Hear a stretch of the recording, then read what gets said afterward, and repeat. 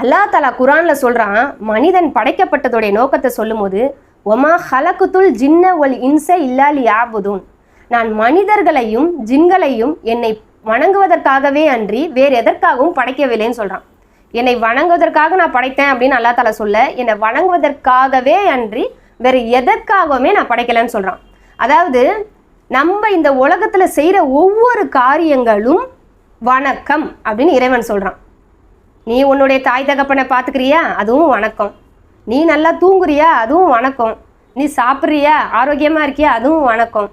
நீ படிக்க போறியா, அதுவும் வணக்கம். நீ வேலைக்கு போறியா, அதுவும் வணக்கம். உன் மனைவியோட சேர்றியா, அதுவும் வணக்கம். உன் பிள்ளைகளை பராமரிக்கிறியா, அதுவும் வணக்கம்.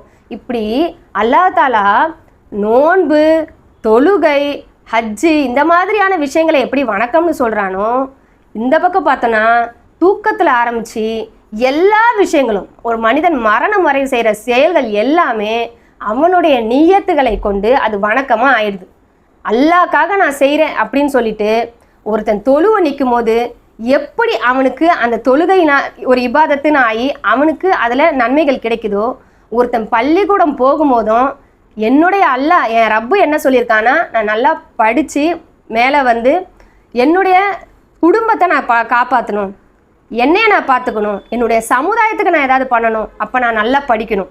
இந்த ஒரு நியத்து போதும்.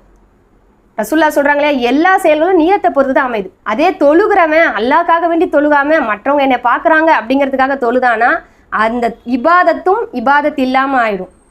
உலக விஷயங்களில் ஒரு மனிதன் இறைவன் என்னை இப்படி செய்ய சொல்லியிருக்கான், அதனால என் பிள்ளைக்கு நான் சோறு விட்டுறேன், என் பிள்ளைய என்னை பார்த்துக்க சொல்லியிருக்கான், இப்படி அவன் செஞ்சானா அது இபாதத்தாயிடும். இந்த மாதிரி நம்ம வந்து மறுமையோடைய விஷயத்தையும் இம்மையோடைய விஷயத்தையும் நம்ம பிரித்து பார்க்கவே முடியாது. ஏன்னா எல்லாமே அல்லாஹ் தஆலா என்ன பண்ணியிருக்கான், வணங்குவதற்காக தான் அல்லாஹ் படைச்சான்னு சொல்லும் போது இது எல்லாமே ஒன்றா போயிடுது.